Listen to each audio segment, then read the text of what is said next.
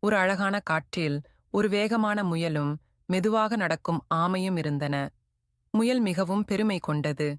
அது அனைவரிடமும், நான் மிக வேகமாக ஓடுவேன், எவரும் என்னை முந்த முடியாது என்று கூறிக்கொண்டிருந்தது.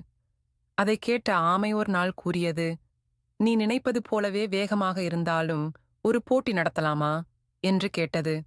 முயல் சிரித்துவிட்டு, நீ என்னோடு போட்டி நடத்தப் போகிறாயா? இது எனக்கு சிரிப்பாக இருக்கிறது என்று கூறியது. ஆனால் காட்டின் மற்ற விலங்குகளும் ஆமையின் ஊக்கம் பார்த்து ஆச்சரியமடைந்தன.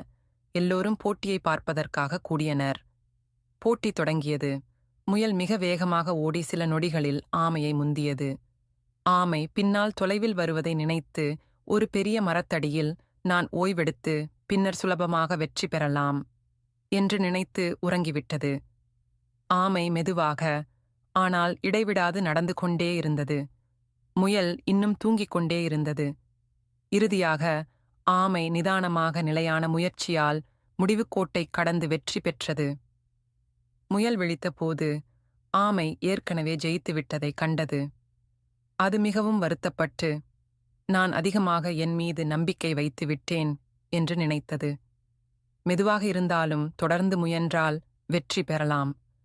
அலட்சியம் செய்யாமல் முயற்சி செய்தால் சிறிய முயற்சியால் கூட பெரிய வெற்றியை அடையலாம்.